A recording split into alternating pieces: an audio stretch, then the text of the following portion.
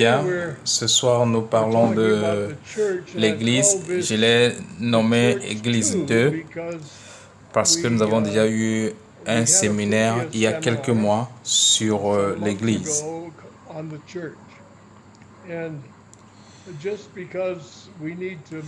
Et comme tout doit être lié,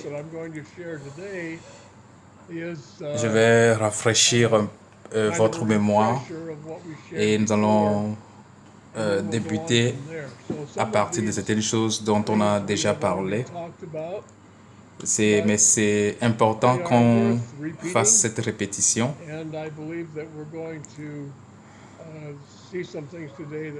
Et après cette répétition, nous allons aller plus loin. Avant de commencer, demandons à Dieu de nous aider. Père, nous te disons merci, Seigneur, pour ce privilège que tu nous accordes de parler du Seigneur Jésus-Christ. Lorsque nous parlons de l'Église, Père, nous ne parlons pas seulement de quelque chose qui est comme une organisation, mais nous parlons du corps de Christ, ton corps. Alors Père, je prie que pendant que nous parlons, pendant que nous partageons la parole, que Jésus-Christ soit le premier et que nous puissions voir dans ce que nous allons partager aujourd'hui la personne de Christ, celui avec qui nous sommes en communion. Et notre communion est en Christ Jésus. Donc Père, nous demandons que toi tu couvres mes manquements. Parle à notre cœur. Nous réalisons, Père, que révèle beaucoup de choses à tes saints. Ce que nous allons dire aujourd'hui, va rafraîchir notre mémoire sur ce que nous avons dit autrefois. Conduis-nous à la position où nous pouvons te servir dans la fidélité. Alors, Père, nous confions ce moment entre tes mains. Nous demandons ta bénédiction sur nous. Nous avons prié le Seigneur Jésus-Christ. Amen. Donc, ce séminaire est sur les principes de l'Église du Nouveau Testament. Donc, les principes de la structure de l'Église, c'est que l'Église est le corps de Christ.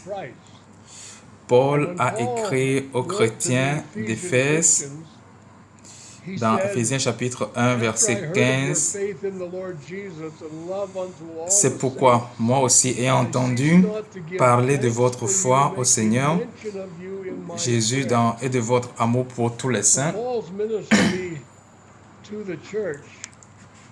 Donc Paul a prié pour les saints, il a cherché Dieu pour eux. Et dans le verset 17, il dit, verset 16-17, « C'est pourquoi moi aussi, ayant entendu parler de votre foi au Seigneur Jésus, de votre charité pour tous les saints, je ne cesse de rendre grâce pour vous, faisant mention de vous dans mes prières, afin que le Dieu de notre Seigneur Jésus-Christ, le Père de gloire, vous donne un esprit de sagesse, de révélation dans sa connaissance, et qu'il illumine les yeux de votre cœur pour que vous sachiez quelle est l'espérance qui s'attache à son appel, quelle est la richesse de la gloire de son héritage qu'il réserve aux saints. » Vous pouvez voir les mots que j'ai surlignés. Il y a l'espérance de sa gloire. L'espérance de sa gloire et la richesse de la gloire de son héritage qu'il réserve aux saints.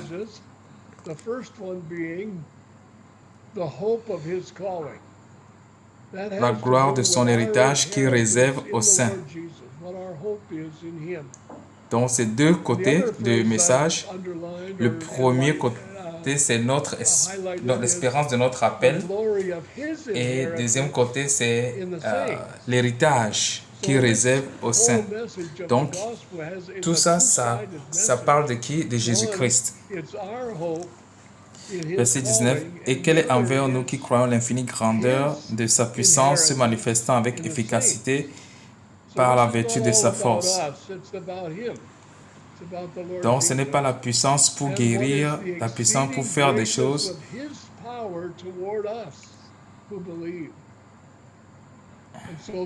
Il a déployé en Christ en le ressuscitant des morts.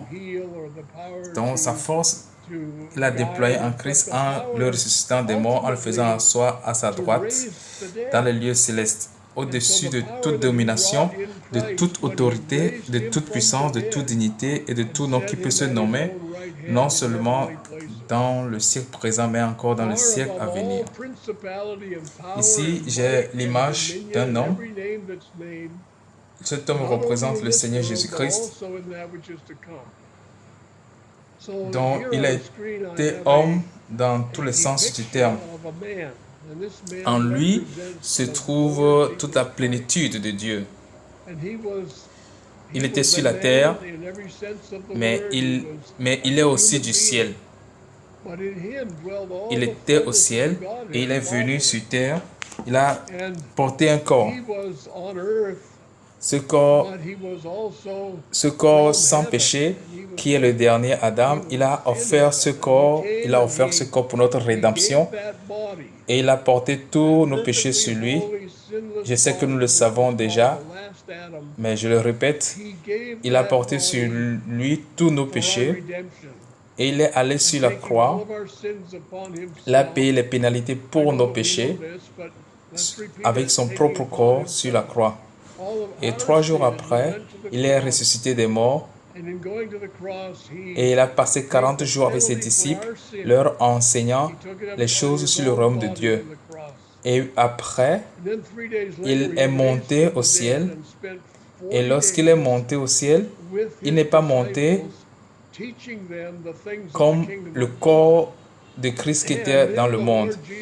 Il est monté comme la tête du corps de Christ. Donc, le corps est dispersé, le corps est partagé dans le monde entier, et le Seigneur Jésus-Christ,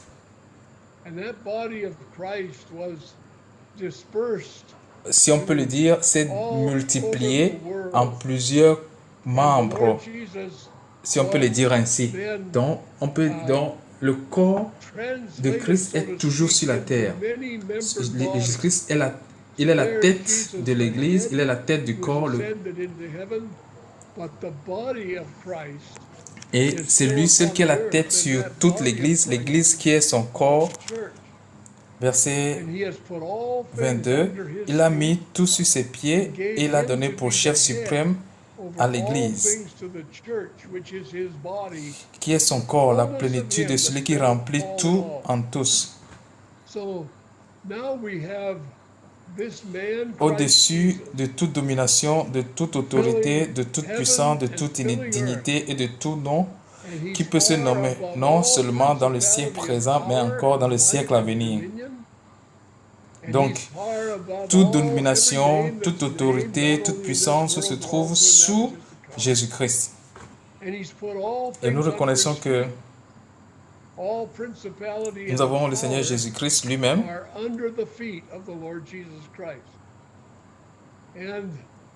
Il est la tête au ciel et son corps, c'est beaucoup d'églises, beaucoup de membres. Beaucoup de membres dans l'église.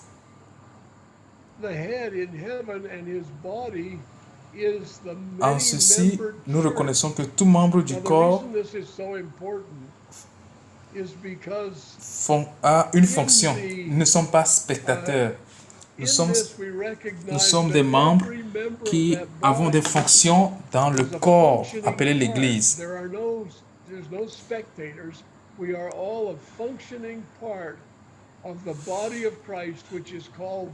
Aujourd'hui, nous avons une compréhension totalement différente de l'Église aujourd'hui, parce que nous voyons l'Église comme une organisation.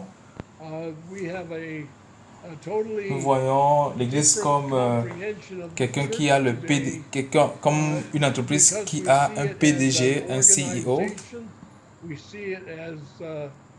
Mais l'Église, en réalité, c'est le corps de Jésus-Christ biologiquement. Et la tête, c'est Christ qui est au ciel. Et chaque membre de cette Église a une fonction, est une fonction de l'Église. Et sous le corps de Christ, il y a toute domination, toute autorité, toute puissance. Donc, nous avons une influence énorme, que nous-mêmes, une force, une puissance énorme que nous-mêmes nous ne savons pas. Même nous ne nous en rendons pas compte. Et le monde nous méprise comme on l'a fait aussi à Jésus. Jésus-Christ a été méprisé, il n'avait pas de regard, de beauté pour nous plaire, alors qu'il est le Tout-Puissant, le prince de son royaume. Et le corps de Christ aujourd'hui étant sur la terre, c'est aussi Jésus-Christ.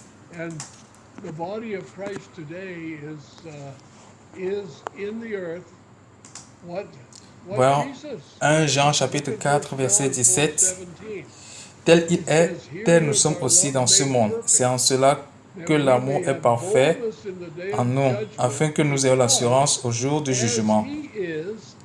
Donc le Christ est toujours dans le monde, il est toujours dans le monde en tant que corps, en tant que le corps qui est l'Église. Maintenant, l'Église dans un sens plus large, nous en avons déjà parlé. L'Église dans un sens plus large, c'est tout le corps de Christ. Éphésiens chapitre 1 verset 22-23 dit: il a mis sous ses pieds, il a mis tout sous ses pieds et il a donné pour chef suprême à l'Église, qui est son corps, la plénitude de celui qui remplit tout en tous. Donc, il n'y a personne qui soit inutile dans le corps de Christ. Il n'y a personne qui soit né de nouveau et soit inutile dans le corps. Il y a une seule Église. Donc, il y a seulement une seule Église et le corps ne peut jamais être en compétition avec lui-même, sinon ce sera un corps malade. Donc, il y a une seule Église et cette Église, comme nous l'avons déjà dit, a plusieurs segments. Premièrement, lorsque l'évangile a été prêché, le Saint-Esprit a été déversé le jour de la Pentecôte. Et tous ceux qui sont sauvés forment un seul corps et sont ajoutés à l'Église, qui est le corps de Christ. Et c'était à Jérusalem le jour de la Pentecôte. Et nous avons les histoires de l'Église à partir de ce moment dans tout le Nouveau Testament. C'est un seul corps, mais avec plusieurs parties. Donc, ils ne sont pas en compétition, ils ne sont pas compétiteurs. C'est un seul corps. Et seuls ceux qui sont nés de nouveau sont membres. Et tout homme qui est né de nouveau est membre de ce corps.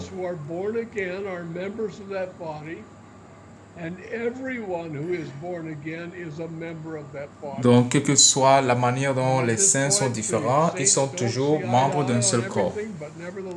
L'Église, qui existait en tant que mystère de tous les âges, est devenue visible comme un seul corps le jour de Pentecôte, de la Pentecôte. Became visible as one body on the day of Pentecost.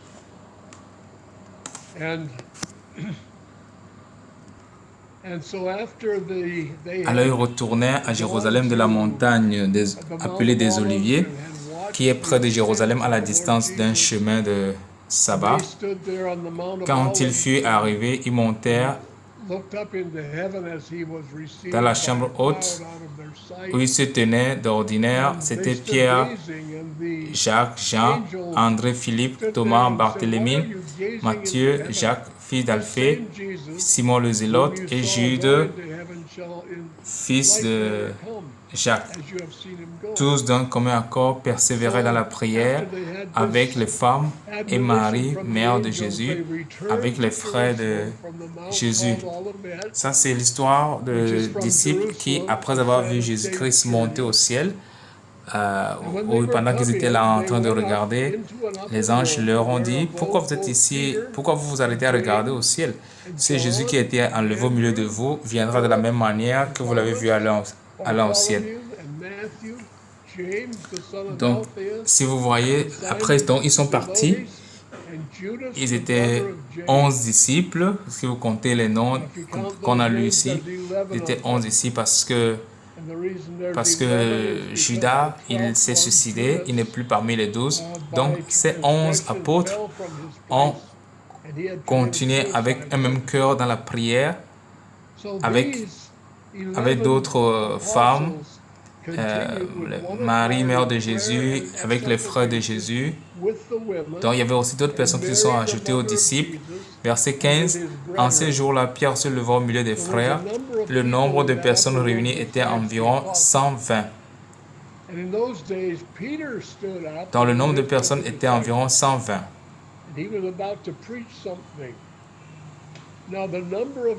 Là, c'est l'église visible qui vient d'être formée. 120 personnes qui s'étaient rassemblées. Mais ce nombre va rapidement grandir. Et lorsque Pierre s'est levé, Pierre a cité Joël chapitre 2, verset 28.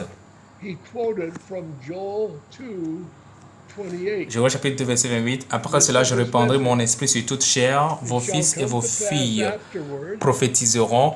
Vos vieillards auront des songes et vos jeunes gens des visions. Même sur les serviteurs et sur les servantes, dans ces jours-là, je répandrai mon esprit. Je ferai paraître des prodiges dans les cieux et sur la terre, du sang, du feu et des colonnes de fumée.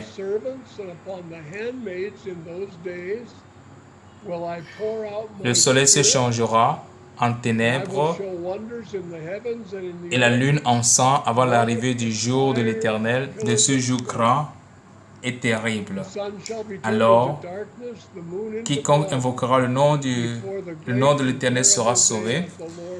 Le salut sera sur la montagne de Sion et à Jérusalem, comme a dit l'Éternel, et parmi les réchappés que l'Éternel appellera.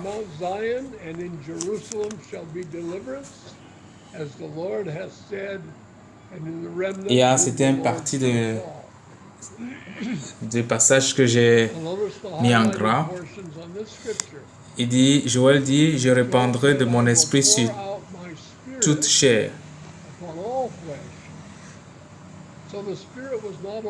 Donc, l'esprit ne sera pas seulement répandu sur les 120 personnes qui se retrouvaient dans cette chambre autre dans le temple, mais l'esprit sera répandu sur toute chair.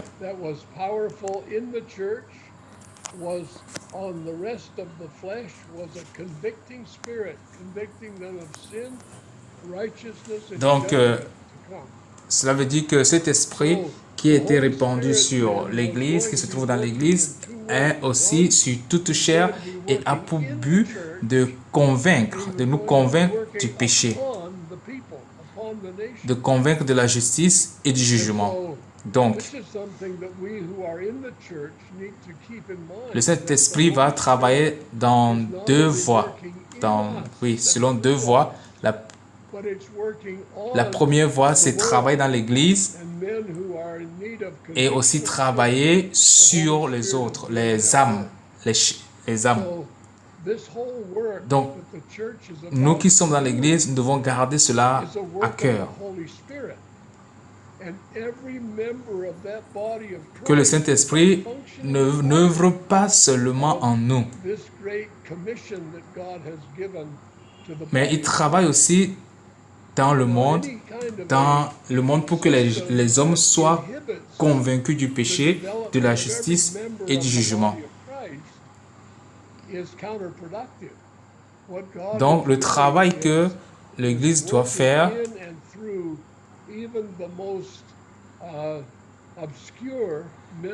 c'est un travail qui est mu par le Saint-Esprit et tout membre du corps a une fonction. Cette fonction qui est d'accomplir la grande commission que Dieu a donnée au corps de Christ. and these are important items. In Acts 2:22, Peter, who has already Nous assistons à des systèmes qui empêchent les autres membres de l'Église de développer leurs fonctions. Hear these words. Jesus of Nazareth, a man approved of Et cela n'est God pas among you productif. by Le travail de miracles Dieu and wonders agit à l'intérieur dans l'Église et aussi à l'extérieur dans les âmes ou dans le cœur des âmes. him being delivered by the determinate Pendant counsel que and foreknowledge of God, nous évoluons, you have taken, continuez à méditer là-dessus parce que nous n'aurons pas le temps de donner tous les détails. Dans Actes chapitre 2, verset 22, donc Pierre continue à parler. Il dit, hommes israélites, écoutez ces paroles. Jésus de Nazareth, cet homme à qui Dieu a rendu témoignage devant vous par les miracles, les prodiges et les signes qu'il a opérés par lui-même au milieu de vous, comme vous le savez vous-même. Cet homme livré selon le dessein et arrêté selon la prescience de Dieu, vous l'avez crucifié et vous l'avez fait mourir par la main des impies. Donc, il nous dit ici que cet acte terrible qui était la crucifixion de Jésus, qu'ils ont fait avec leurs mains, a déjà arrêté selon le dessein de Dieu, selon la prescience de Dieu. Donc, en se levant contre Dieu, en formant cette rébellion, ils étaient en train d'accomplir la volonté de Dieu. Donc, ils devaient être jugés d'après la loi et mis à mort pour nos péchés. C'est ça l'objectif pour lequel Dieu l'a fait venir dans ce monde. Dieu l'a ressuscité des morts en le délivrant des liens de la mort parce qu'il n'était pas possible qu'il fût retenu par elle. Donc, qui est ressuscité? C'est Jésus-Christ, n'est-ce pas? C'est le corps de Christ qui est ressuscité. Donc, nous, étant membres du corps, nous sommes en train de mener une vie de résurrection. Jésus a dit ceci, car tu n'abandonneras pas mon âme dans le séjour des morts. Donc quand Jésus a été enterré, ce n'était pas la fin, parce que tu n'abandonneras pas mon âme dans le séjour des morts et tu ne permettras pas que ton sein voie la corruption. Vous vous rappelez? Le Seigneur Jésus, selon 1 Pierre, lorsqu'il est mort, son esprit est entré dans le séjour des morts et pour aller délivrer les captifs de la prison, pour annoncer que tout est accompli. Parce que, et après, il est ressuscité, parce que Dieu dit, tu ne permettras pas que ton sein voie la corruption. Pierre continue à parler, dans le verset 29. Homme frère, qu'il me soit permis de vous dire librement au sujet du patriarche David qu'il est mort, qu'il a été enseveli et que son sépulcre existe encore aujourd'hui parmi nous. Comme il était prophète et qu'il savait que Dieu lui avait promis avec serment de faire asseoir un de ses descendants sur son trône, c'est de la résurrection du Christ qu'il a prévu et annoncé, en disant qu'il ne serait pas abandonné dans le séjour des morts et que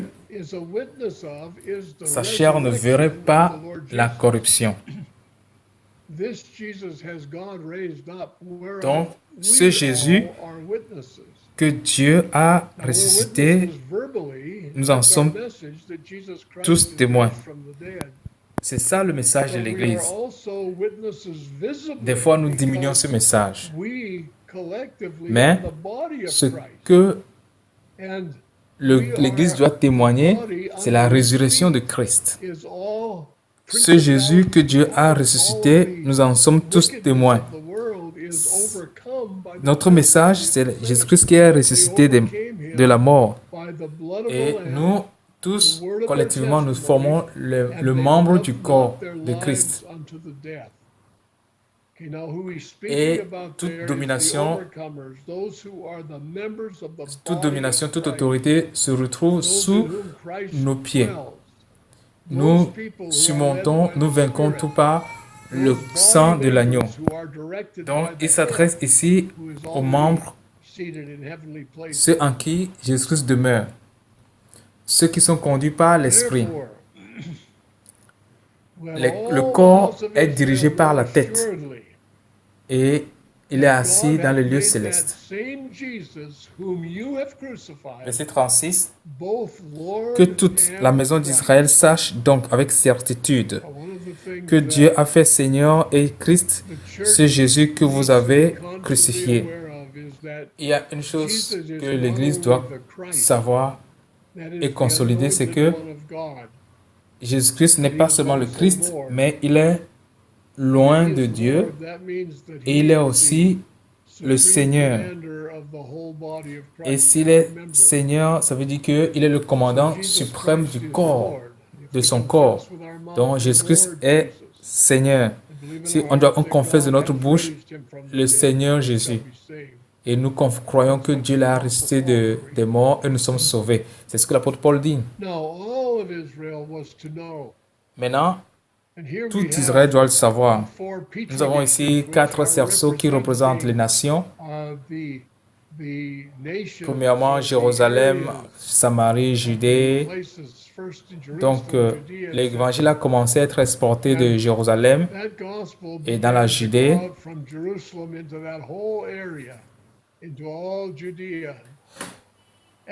Après, c'est allé ailleurs. Et là, l'évangile a continué à se répandre.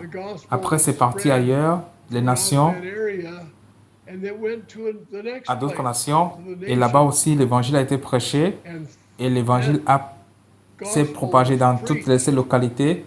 Après, c'est parti aux extrémités de la terre, ailleurs aussi. Donc, nous pouvons voir que ce ministère s'est répandu et devrait aller de lieu en lieu, de personne en personne, jusqu'aux extrémités de la terre. Matthieu 24, verset 14 dit, lorsque cet évangile sera enseigné dans le monde entier, lorsque il sera enseigné à toutes les nations, alors viendra la fin. Donc, ça veut dire que ça marche d'après un plan. Cette mission ne sera pas éternelle. C'est un travail qui doit évoluer et à un temps. Pour un temps et à un moment donné, lorsque toutes les nations seront atteintes par l'Évangile, en ce moment, la fin viendra. C'est ce que la Bible dit dans les Écritures.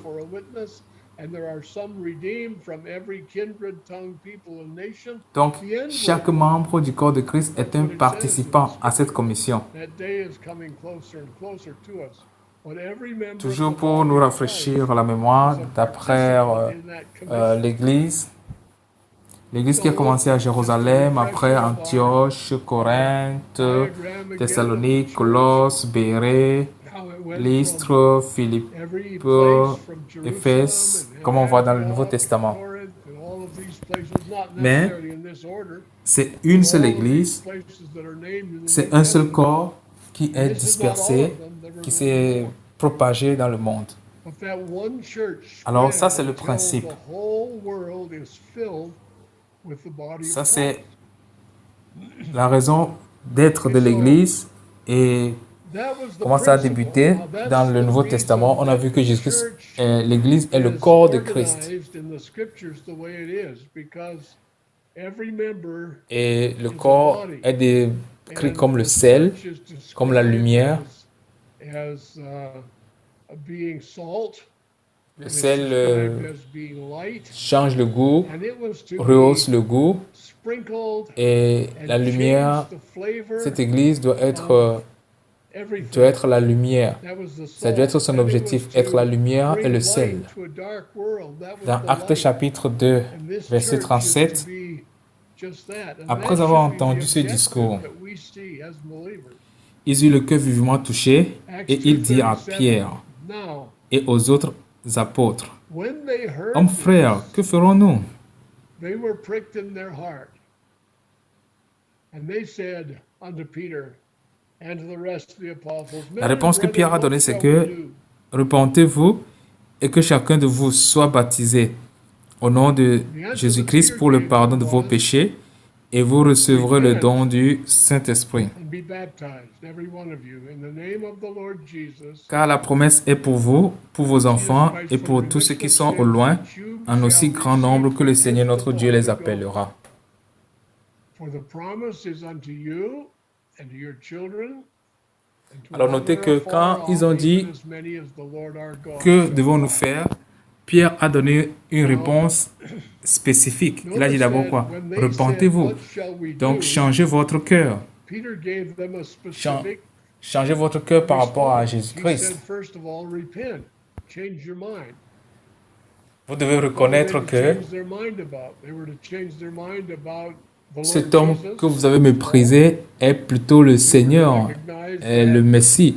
Donc vous devez changer votre This état d'esprit, describes votre manière de man voir. back to the Lord in Christ. Donc, There needs to repentez-vous. be a repentance. There needs to be a change of mind.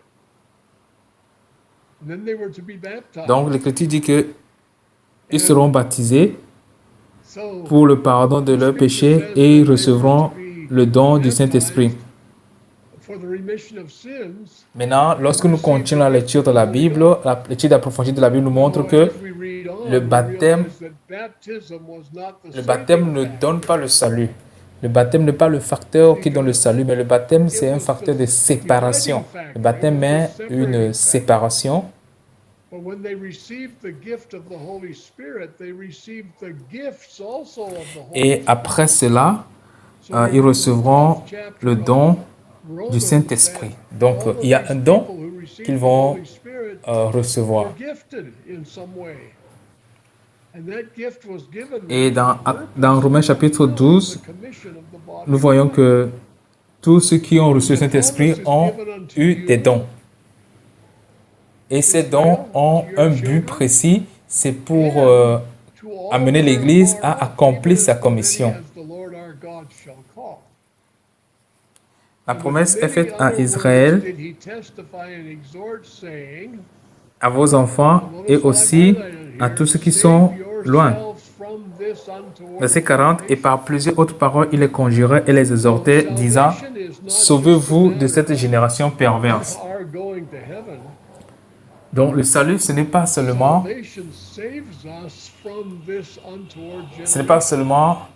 le salut du péché qui nous amène au ciel. Donc le salut nous sauve de cette perverse génération. Ceux qui acceptèrent la parole furent baptisés et en ce jour, le nombre de disciples s'augmenta d'environ 3000 âmes. Je viens de lui dire que le baptême sépare. Le baptême apporte une séparation. Le verset 40 que nous venons juste de lire dit « Sauvez-vous de cette génération perverse ». On peut rapidement voir dans les Écritures comment est-ce que le baptême a été décrit ou bien a été dit dans la Bible. Premièrement, le baptême a été présenté comme la traversée de l'eau et des nuages. Lorsque les enfants d'Israël sont sortis du pays d'Égypte, ils ont traversé la mer Rouge.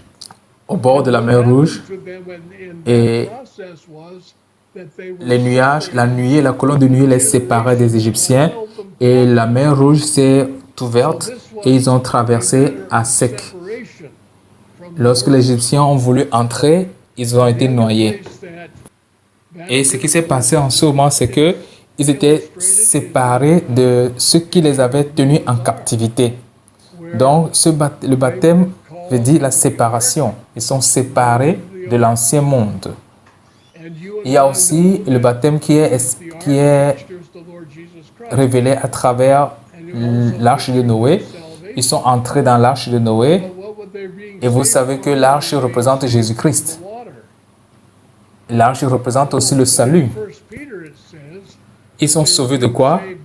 Ils sont sauvés du déluge, de l'eau. Oh, maintenant dans 1 Pierre dit aussi qu'ils sont sauvés par l'eau. Alors quel est le problème ici? L'arche les a sauvés de quoi? L'arche les a sauvés de l'eau, du déluge qui est le jugement sur la terre. Et l'arche est Christ.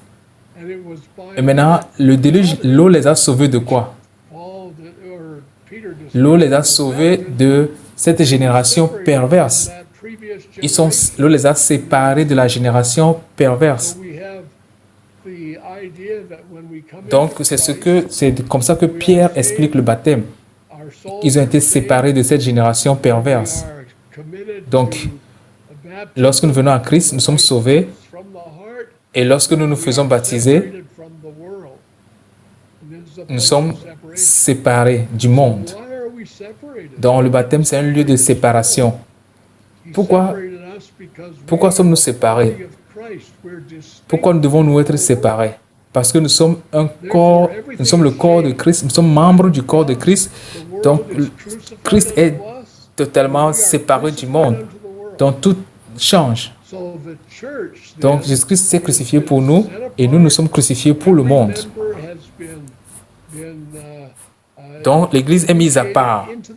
L'Église est mise à part et tout homme, tout membre est incrusté dans l'Église, dans le corps, et il est participant dans l'accomplissement de la commission que Dieu a confiée à l'Église. Il persévérait dans l'enseignement des apôtres. Donc, ils ont persévéré dans l'enseignement des apôtres. Numéro 1, ça c'est très important, parce que dans l'Église primitive, l'enseignement des apôtres était prêché par les apôtres. Et quand les apôtres sont morts, qui sont tous partis et qu'une nouvelle génération est arrivée, on a toujours l'enseignement des apôtres. Nous avons toujours leurs paroles. Et Pierre nous a dit comment est-ce que nous devons prêcher, nous devons annoncer les oracles de Dieu. Ça veut dire que la doctrine des apôtres doit être toujours au centre. Donc, ils persévéraient dans l'enseignement des apôtres, dans la communion fraternelle. Donc, dans la communion fraternelle, c'est la communion avec les frères en toutes choses, dans la souffrance, dans la vie. Donc, ils persévéraient dans la communion fraternelle et dans la fraction du pain. La fraction du pain a deux sens. La fraction du pain veut dire qu'ils mangeaient ensemble. C'est aussi important pour la communion fraternelle.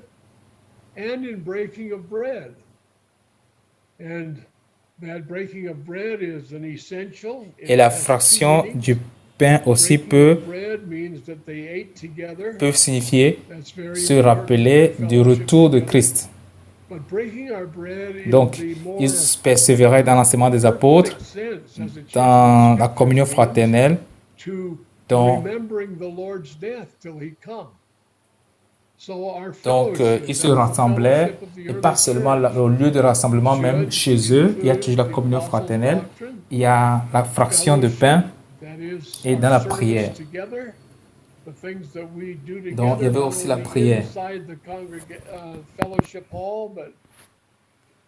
Nous avons l'exemple de Pierre qui a été mis en prison et qui devait être exécuté le lendemain. Les saints se sont mis ensemble pour prier. Ils ont prié et Pierre a été sorti de la prison. Ils ont sauvé sa vie à travers la prière. Donc la prière est une arme puissante dans la main de l'Église. La prière est une arme puissante que Dieu a donnée à l'Église et que parfois nous négligeons ou que nous négligeons souvent.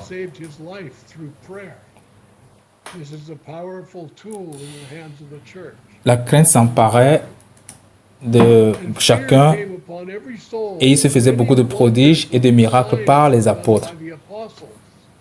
Ce n'est pas tout ce qui faisait les miracles et les prodiges, c'est les apôtres. Tous ceux qui croyaient étaient dans le même lieu, ils avaient tout en commun. Ils vendaient leurs propriétés et leurs biens et ils en partageaient le produit entre eux tous. Leur priorité était les choses du ciel et non les choses de la terre, selon les besoins de chacun. Ils étaient chaque jour tous ensemble assidus au temple.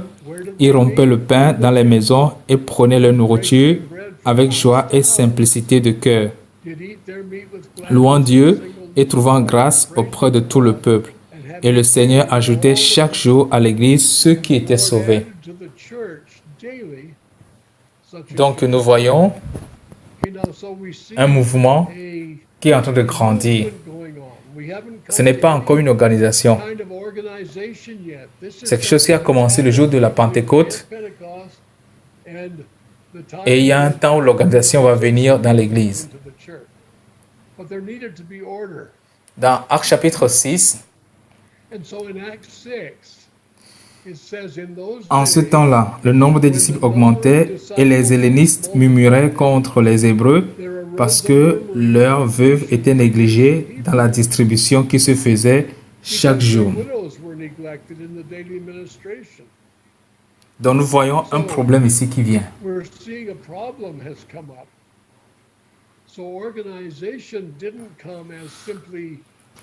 Donc l'organisation n'est pas venue juste parce qu'on s'est levé pour dire voici comment on doit faire les choses, mais c'est venu pour répondre à un besoin, à un problème. Donc lorsque le nombre a commencé à augmenter, vous vous souvenez, il y a déjà beaucoup de personnes, 6000 personnes qui sont sauvées. Le nombre est grand. Il y a les murmures qui se sont élevés parce que les veuves, certaines veuves sont négligées.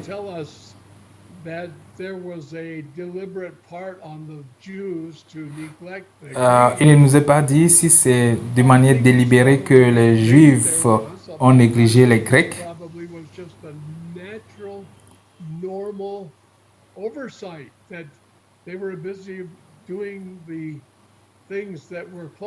Mais je pense que ça doit être, ce n'est pas délibéré, ça doit être quelque chose qui est arrivé d'une manière normale, qu'ils sont très occupés à regarder autre chose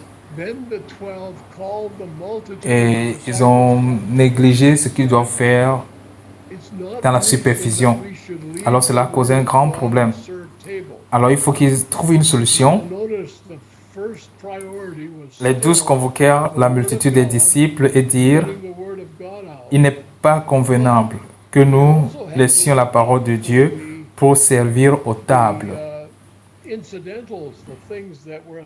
Donc vous voyez que la priorité, c'est la parole de Dieu et prêcher la parole de Dieu. Mais aussi,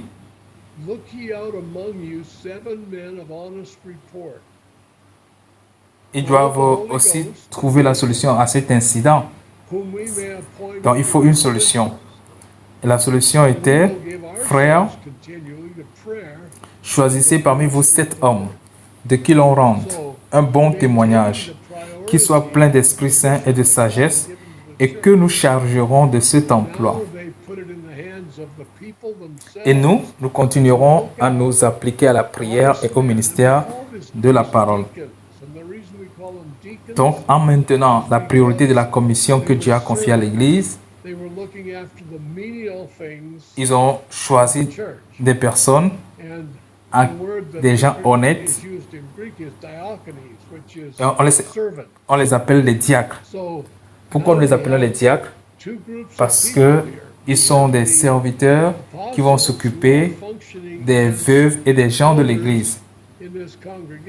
Et le nom vient du grec diakonis qui veut dire serviteur. Donc nous avons deux types de personnes ici maintenant. Nous avons les apôtres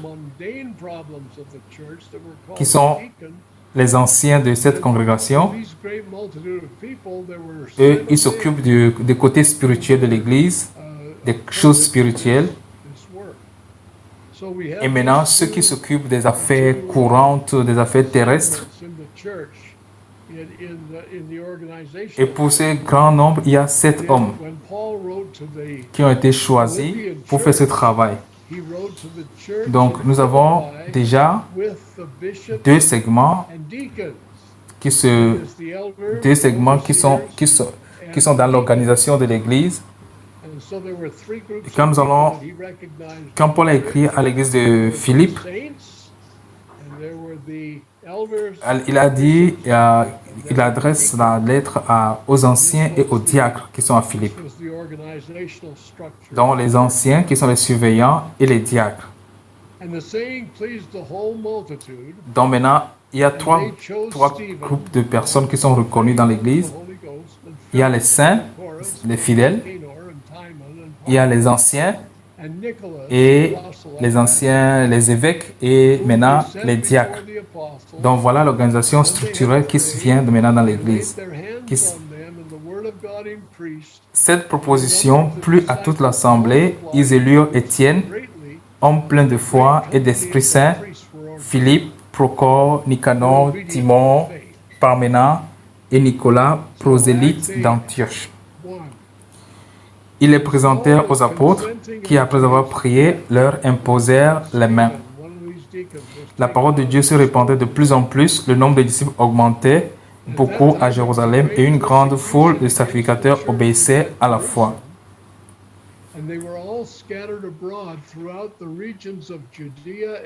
Actes chapitre 8, verset 1. Saül avait approuvé le meurtre d'Étienne. Donc Étienne, c'est l'un des diacres qui a été tué. Et en ce moment, il y avait une grande persécution contre l'église de Jérusalem. Et tous, excepté les apôtres, se dispersaient dans les contrées de la Judée et de la Samarie. Donc lorsque la persécution est arrivée dans l'église, sur l'église, cela a splitté, a coupé en morceaux l'église. Les gens se sont dispersés. Verset 4. Ceux qui avaient été dispersés allaient de lieu en lieu annonçant la bonne nouvelle de la parole. C'est comme ça que l'évangile a commencé à être répandu. Donc, on revient à notre diagramme ici. Ils ont prêché l'évangile à Jérusalem, partout à Jérusalem, et après, ils sont partis. D'autres sont allés ailleurs prêcher l'évangile dans d'autres lieux. Les gens ont été sauvés, et quelqu'un est encore parti ailleurs.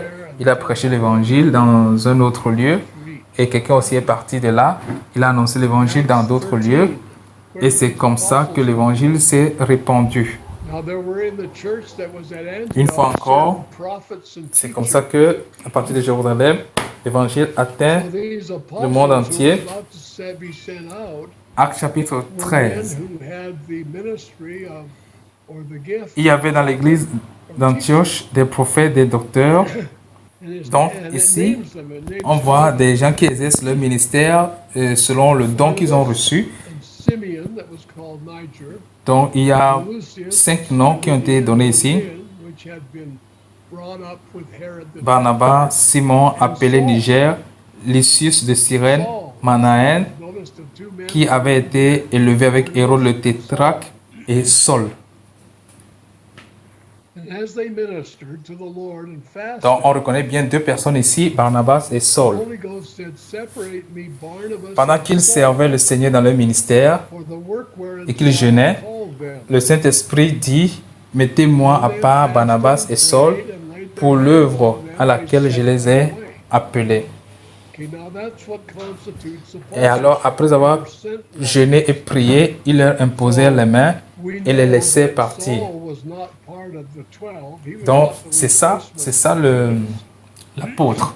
L'apôtre, c'est quelqu'un qui c'est un envoyé. Apôtre veut dire envoyé. C'est ça l'apostolat. Donc, nous savons que Saul ne fait pas partie des 12.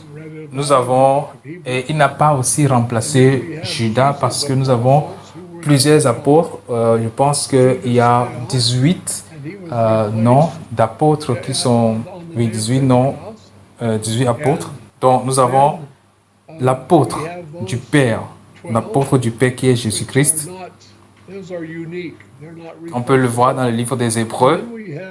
Nous avons maintenant les apôtres de Jésus, qui sont 12 avec Judas qui a échoué et qui a été remplacé le jour de Pentecôte, quelques jours avant la Pentecôte. Et nous avons les 12 apôtres qui sont uniques, qu'on ne peut pas remplacer, les apôtres de Jésus-Christ qui sont uniques, qu'on ne peut pas remplacer. Et nous avons ceux qui sont mis à part par l'Église et qui sont envoyés par l'Église, parmi lesquels on a Paul, Saul et Barnabas que nous connaissons bien. Donc, ils ont été envoyés comme apôtres. Ils sont allés, ils ont prêché l'Évangile partout, ils ont fait des voyages missionnaires. Ils ont prêché l'Évangile pendant des années, mais il n'y a que quelques portions qu'on a mis ensemble comme histoire dans la Bible. Verset 21, il demandait, Acte 14, verset 21, quand il eut évangélisé cette ville et fait un certain nombre de disciples, il retournait à Lystre, à Icône et à Antioche. Qu'est-ce qu'ils ont fait dans leur retour? Après avoir passé quelques années, ils sont de retour, fortifiant l'esprit des disciples, les exhortant à persévérer dans la foi et disant que c'est par beaucoup de tribulations qu'il nous faut entrer dans le royaume de Dieu. Donc, ce n'est pas un voyage facile. Ils firent nommer des anciens dans chaque église et après avoir prié, jeûné, ils les recommandèrent au Seigneur en qui ils avaient cru.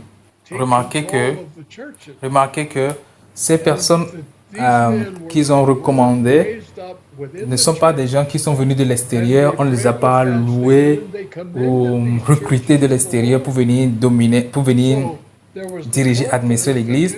Mais ce sont des gens qui étaient dans la congrégation, qui étaient avec les autres, qui sont nommés anciens. Donc, c'est des hommes qui appartenaient à l'assemblée locale, aux assemblées locales. Ils étaient dans l'église. Donc, il n'y a pas eu de quelqu'un venant d'une place étrangère, et ce n'est pas un missionnaire venant de l'étranger qui dominait sur eux. Et donc, ces personnes sont issues de l'église, sont suscitées au sein de l'église. Et dans chaque église, après avoir prié, jeûné, ils recommandaient au Seigneur en qui ils avaient cru. Ça montre qu'ils reconnaissaient que chaque église, chaque assemblée était membre du corps de Christ et tous nous avons une seule tête qui est au ciel. Et il est écrit que tous ceux qui sont conduits, dirigés par l'Esprit de Dieu, sont fils de Dieu.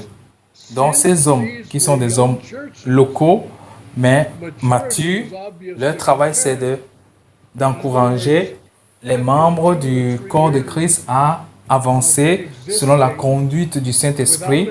Donc eux, ils sont des surveillants. On les appelle aussi des évêques, qui simplement sont là pour garder l'ordre dans l'Église.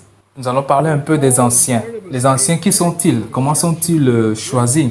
Comme c'est des églises jeunes, la maturité ici est relative. Donc, l'église a été plantée et il n'y a pas de leadership. Après quelques temps, il y a des frères, des hommes qui sont arrivés à maturité. Et quand Paul et Barnabas étaient de retour, ils ont reconnu que certains sont devenus matures. Ils n'ont pas été appelés pasteurs. Pourquoi ne sont-ils pas appelés pasteurs? Parce que le pasteur c'est un don. Ou bien le ministère pastoral est un don et non un titre. ou une désignation. Et maintenant, ces anciens ne sont pas reconnus ou désignés anciens parce qu'il y a un don d'ancien, mais à cause de leur caractère, leur comportement et leur réputation, et non selon leur éducation scolaire ou selon leur don. Donc, le caractère est très important ici. Ce n'est pas un truc professionnel où il faut étudier pour devenir ancien. Non, ça a un lien avec le caractère, avec le cœur spirituel et leur réputation, leur attitude. On peut voir cela dans 1 Timothée 3, verset 1. Cette parole est certaine. Si quelqu'un aspire à la charge d'évêque, il désire une œuvre excellente.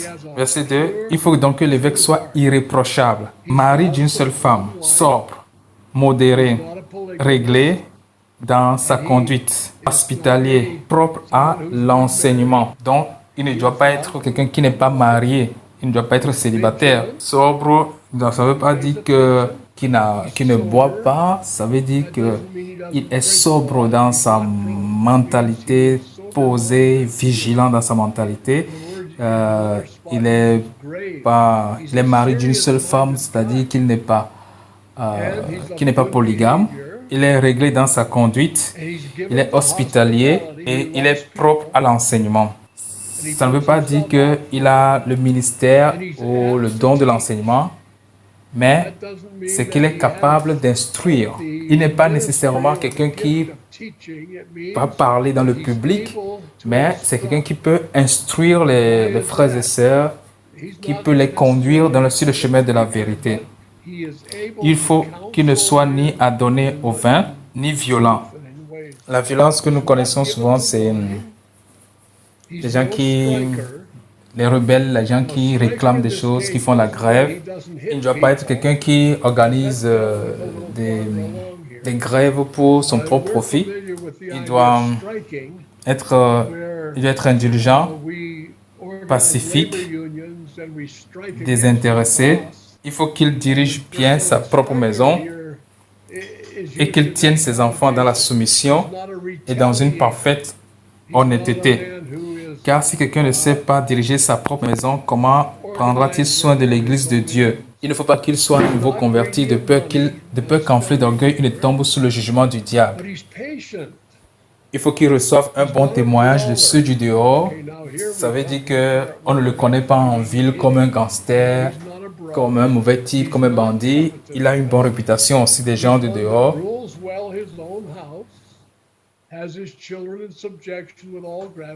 Donc ça, ce sont les qualifications de quelqu'un qui est nommé ancien. Donc, ils ont une autorité. Nous sommes déjà vers la fin, on va continuer demain. Ils ont l'autorité, mais ce n'est pas pour manipuler les vies ou bien pour être comme un dictateur, mais c'est pour maintenir l'ordre dans l'Église. Dans Hébreux chapitre 13, verset 7,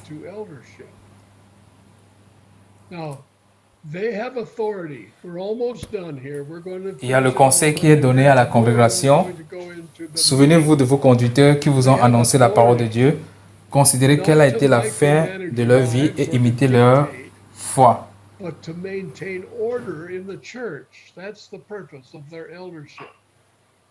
Hebrews 13:7, the admonition to the congregation, remember them which have the rule over you. Donc, ils sont un exemple. Verset 17, obéissez à vos conducteurs et ayez pour eux de la déférence, car ils veillent sur vos âmes comme devant en rendre compte. Qu'il en soit ainsi, afin qu'ils le fassent avec joie et non en gémissant, ce qui ne vous serait d'aucun avantage. Maintenant, dans 1 Pierre 5, Verset 1. Voici les exhortations que j'adresse aux anciens qui sont parmi vous, moi ancien comme eux, témoins des souffrances de Christ et participants de la gloire qui doit être manifestée. Paissez le troupeau de Dieu. Ça, c'est la priorité. Paissez le troupeau de Dieu qui est sous votre garde, non par contrainte, mais volontairement, selon Dieu. Non pour un gain sordide. Donc, on ne le fait pas pour de l'argent. Ce n'est pas un métier.